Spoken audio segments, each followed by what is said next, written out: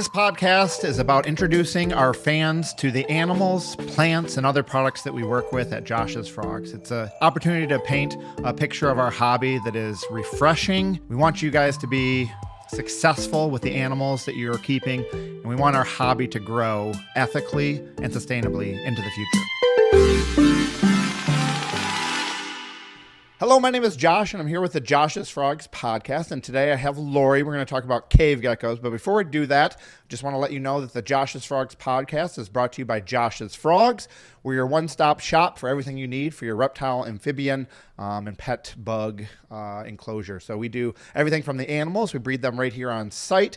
We only sell captive bred animals. And then we carry all the supplies you need to take care of those animals.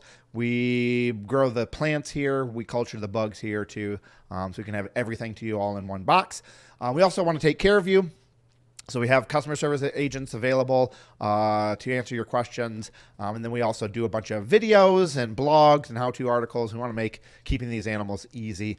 So please check us out, joshsfrogs.com, with our 72-hour live arrival guarantee on all our insects, and then our 7-day health guarantee on all of our animals. We just want you to make keeping the pets you love really easy.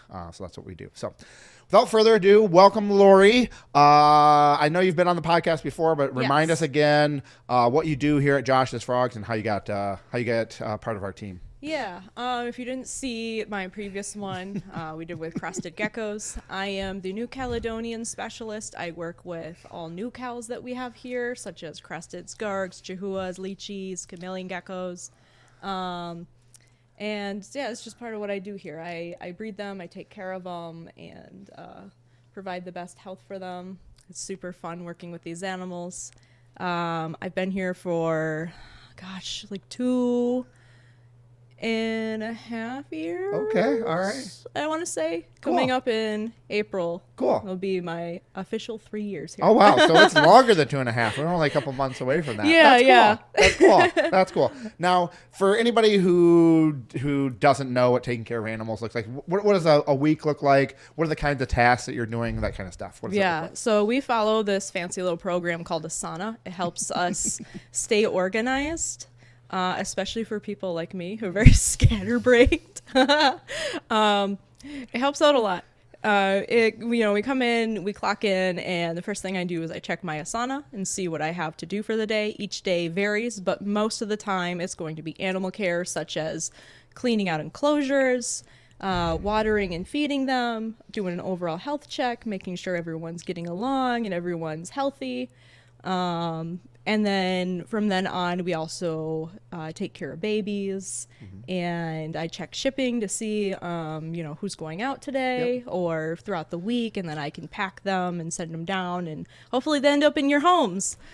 That's cool. Yeah. So you cover the whole entire life cycle of the things inside your room. So you're Yes. taking care of the adults, you're taking care of the babies, you're taking care of the eggs in that regard. So that's cool. So everything that comes out of that room has Lori's handprints all over it. Yep.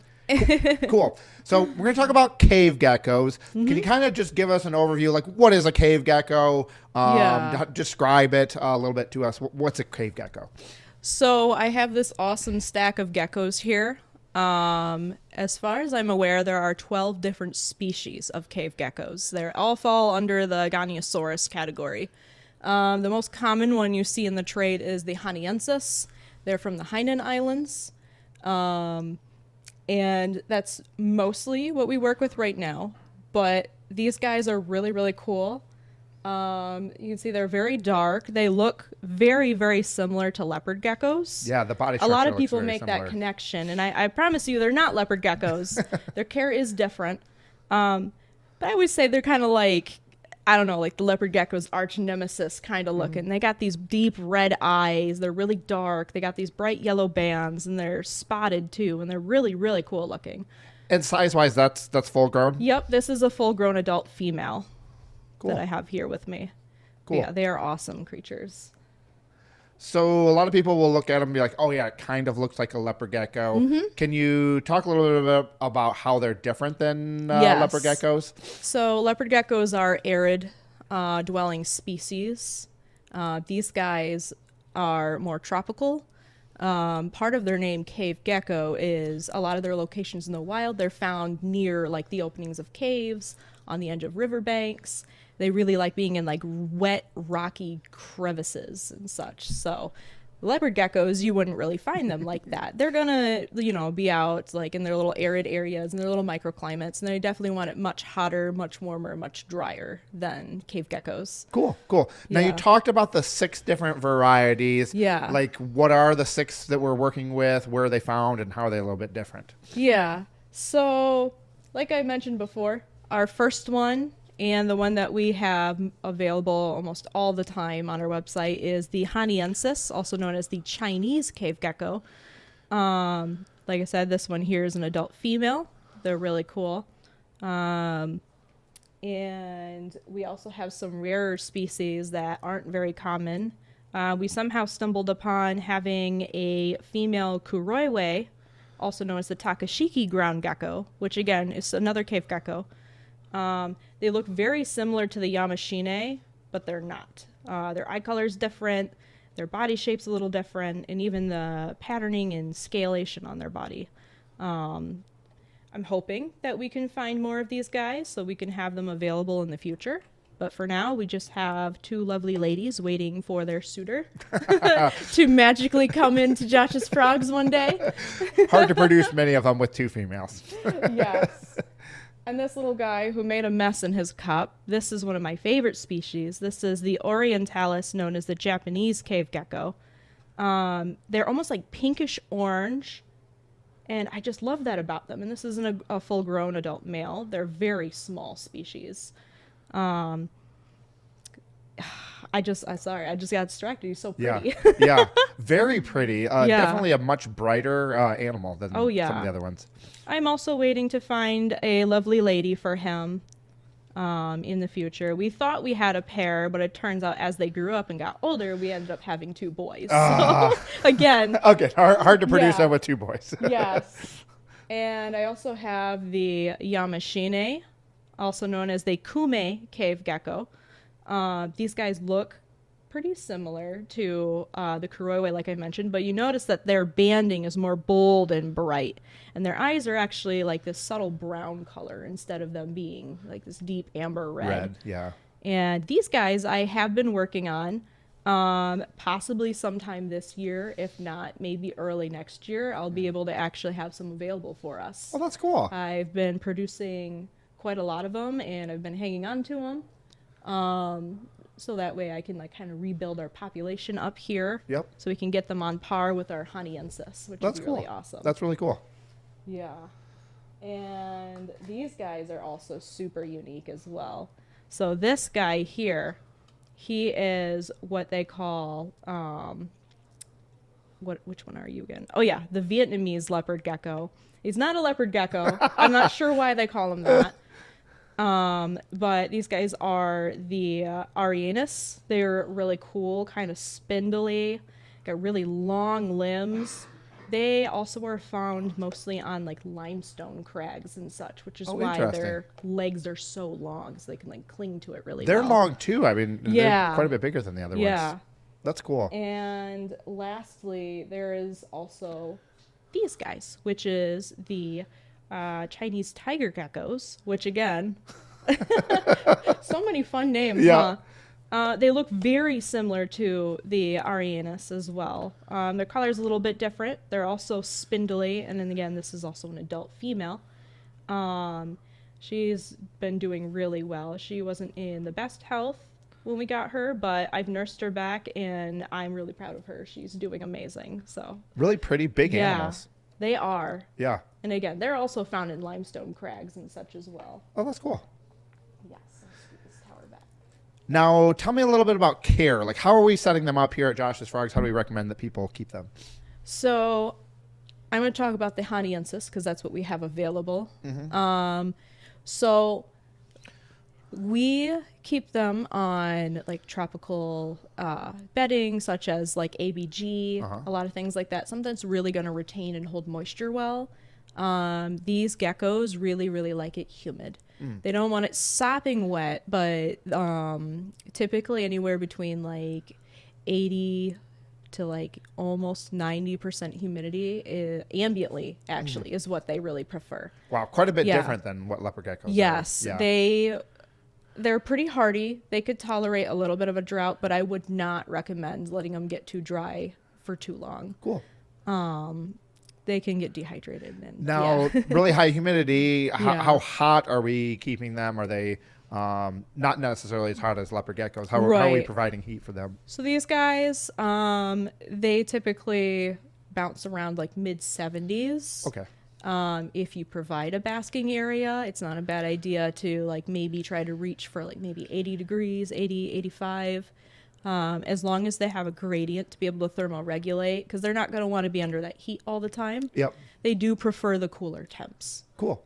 Yeah. Now, and when it comes to other geckos that are climbing a lot, leopard geckos are on the ground a lot. Where do these guys land as far as their ability to climb? These guys are really fun because I love setting up their cages. I take bunches of like cork and rock and I like adjust it in a way to make like little mini cave systems for them, and they love it. So like you can provide some, branches that are a little bit higher up, and they probably will climb on them for sure, especially when they're out at night and exploring. But most of the time they're going to spend 90% of their lifetime like hiding in those caves and such. And Cool. yeah, and I orient plants that kind of foliage over them as well, so they can feel secure going underneath the plants and coming out and hunting. Cool. Now, you talked about males and females. How can you tell if it's a male? How can you tell if it's a female? What are the dead giveaways? Yes. So the males will actually have what is called the hemipenal bulges. And this guy here, he kind of has it. You can see it from the top down a little bit at the base of the tail. Females will not have that. Only males will have that. And you can usually tell around like the 5 to 6 months Okay. like area if you have babies and you're like waiting to be able to sex them. Cool. So Now, talk about a little bit about breeding. How do you set them up for breeding? Like, what age do you want to start breeding them, and then like Yeah. how do you get them in the mood to start producing Perfect. babies? Well, I play some soft music for them and I put some candles out. There you go. Set the mood. No, when it comes to breeding, from what we found, like research wise, like we did a deep dive on this. Yeah. And from everywhere we found from sources say that like roughly around 2 to 2.5 years before breeding them. Cool. That way they have time for their bodies to catch up and mature. Yeah. Pairing geckos too soon can cause like eggs to, die off and such because their bodies aren't, mature enough yet to handle this. And sometimes your animals can even get egg bound and, sometimes they might survive and they might not. And so we would rather, avoid that problem. Yeah, totally. Yeah. Totally. Now, you need males and females to Yes. breed. Are you keeping the males and females together when they're not breeding? How are we handling that? So, what we do is we usually have 1 male to 2 females, and we don't keep the males with them all the time. Gotcha. They are animals that we do like a very light brumation on. So we'll separate them out for like 4 or 5 months, and then after that 4 or 5 months, we'll put them back for about, maybe 2 or 3 months, and then just keep repeating that cycle. Gotcha. It allows the females to be able to take a break and not be constantly like, harassed and stressed out to death with the male trying to overbreed. Yep. Doing that, there's, your females will get chewed up. You can see they've got Yeah. little scars on them, and they drop their tails often, and that takes a lot of energy away from them too. Cool. So Now, when they're laying eggs, are they burying the eggs? Are they putting them in the crevices? What are they doing with their eggs? oh yeah, they bury their eggs. They're maybe about the size of like those like gobstoppers, I would say, like the candy gobstoppers. Yeah. Yep. They're very similar to crested gecko eggs. They have almost like a leathery shell to them. They have like a lot of give to them, so they're not a hard shelled egg. Gotcha. Yeah. Gotcha. And how many eggs will a female lay at a given time? Usually 2. Okay. And then what are we leaving the eggs in the substrate? Are we taking them out to incubate them? How do we handle the eggs? So we take the eggs out. Usually a day, what that would look like is we would get a container, we take and put the animals in there, we take all of their tank decor out and very carefully dig through the dirt so that way we don't, accidentally squish an egg or something. Yeah. We collect the eggs, and then we have these little deli cups that we set up with perlite, and we candle the eggs first to see if we could see which orientation the embryo is facing, and we want that to be facing up. Gotcha. So take a little Sharpie and you can do just a little mark on it so that way you can tell if the egg accidentally gets rolled or such, you could just gently put it back. But, oh, cool. Yeah. Cool. And about how long are they in the egg? Oh, gosh. About like 3 to 4 months. Okay. All right. Usually. So a little bit longer than leopard geckos, but Yes. not as bad as some of the other things that we work with. Yeah. Okay. All right. And then out of the egg, what are we feeding them, and what are we feeding the adults? What are kind of the staples and treats that we can do when we're keeping these guys? So out of the egg, they're pretty small, and we offer them 1/4-inch crickets. We usually do like 6 to 8 crickets. We also supplement them with calcium, Repashy Plus as well. Cool. And, they stay on that for a while. And then as it's just kind of like,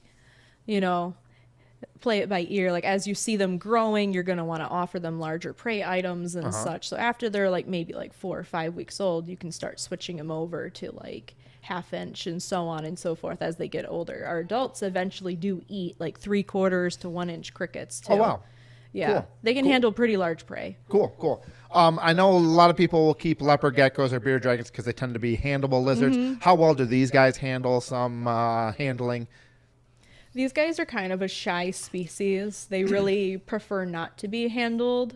You can handle them, and I'm sure if you worked with them a lot and got them comfortable with you, you probably could.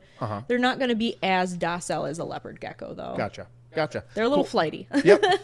Now, tell me a little bit about what are some things that people misunderstand about these guys or get wrong in their care, and then describe would you consider this like a hard species, moderate species, or an easy species to take care of?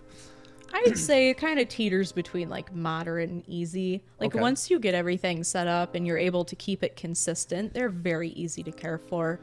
Probably the hardest thing is humidity. A lot of people struggle with it, especially keeping, in like glass enclosures, because a lot of that humidity escapes through the mesh. Yeah. But if you take some like vinyl or plastic or something, you could put over the top of that, leave enough for some airflow still, but that can help retain the humidity. We've had to do that here, especially in the hotter seasons, It gets hot in those rooms and evaporates, and then I'm constantly battling being like, I just sprayed this. Why is this losing humidity? So cool. Yeah. Cool. Now, these guys are really cool looking, a little bit more rare in our hobby, something you're not going to see regularly. So making sure that they're set up right and actually investing in breeding these, I think, is a good thing to do for our hobby. Yeah, that's absolutely. Really cool. That's really cool. All right, Lori, thanks for educating us on these guys. We're going to do a little lightning round, which I know you've done before. Yes. So we'll see if your answers have changed since the last time. So if money and space are no issue, what is the dream pet that you would have in your house? I'm still a leaf tail fanatic. I love Europlatus species. Honestly, like Pokemon, you gotta collect them all. So yeah, that's awesome. That's awesome. All right. Besides Josh's Frogs, what's another business that's doing really cool things? Who do you want to give a shout out to? Another breeder, somebody making a really cool product. Who'd you like to shout out? I'd like to shout out HerpTime. Armin, you're awesome. I love your work. Keep doing what you do. I also want to say, keep it up, Josh Alder, who also, does a lot of fun reptile stuff too. Yep. He's a really good person to get your animals from as well. Cool. Yeah. First pet or first memorable pet that you had? I remember telling you I had a prairie dog, and you were very shocked by that. Yes. Yeah.